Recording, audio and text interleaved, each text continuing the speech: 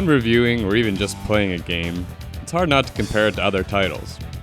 Pick a genre and you have your go-to title for comparison. When it comes to action-adventure games, it's a safe bet your go-to game is Legend of Zelda. And when playing this game, I couldn't help but think of Link's Adventures in the Hyrule Kingdom. This is ALUNDRA for the PlayStation 1. ALUNDRA, released in 1997, was developed by Matrix Software and published by Working Design in the US. It's an action-adventure game with an anime art style and an interesting, complex, mildly mature storyline not common to the games like it at the time. As you may have guessed from the title, in this game you will be playing ALUNDRA, who is shipwrecked and washed up on shore near the village of Inoa. Jess, the local blacksmith, discovers you and takes you in, practically adopting you as his own son. ALUNDRA is an elf of the clan of Elna, and it turns out he has the powers of a dreamwalker. He's able to enter people's dreams and save them from the nightmares plaguing them. Melzaz is the resident evil demon who is terrorizing the people of Inoa in real life by sending monkeys after their coal miners, and in their dreams turning people into werewolves and making them blow stuff up when they doze off. It's your job to save these fine folks as you search for the 7 seals in order to put Melzaz in his place.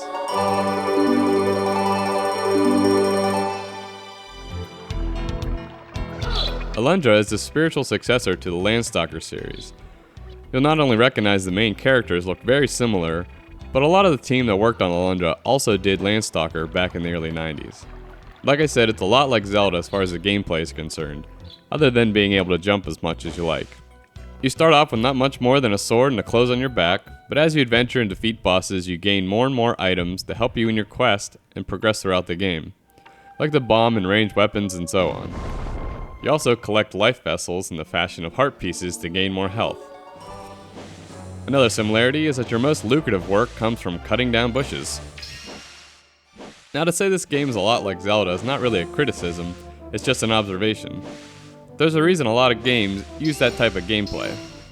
It's a lot of fun, and there's a large fan base for it. ALUNDRA does this, and it does it quite well. In Zelda, you'd have to occasionally solve a puzzle to open a door or something. Well, in ALUNDRA, you're pretty much always solving puzzles. Puzzle after puzzle. There isn't much to say about the combat because monsters are usually just in the way of solving puzzles.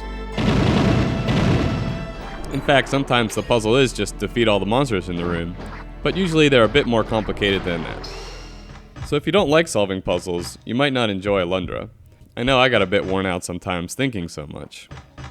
Also, and this got to be a bit annoying, if you backtrack or fall down a pit or something, you might have to redo a puzzle, because a lot of them you have to do every time you enter that room.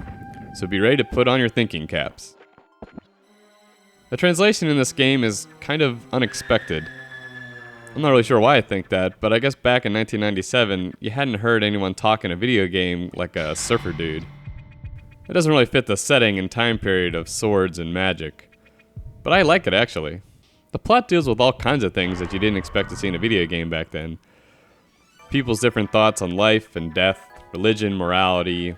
It's a good story, and it's one, in my opinion, worth getting through all those puzzles for. You can get ALUNDRA on the PS1 Classics from PlayStation 3 now. So check it out if you're into action-adventure games with challenging puzzles, good presentation, and an enthralling story.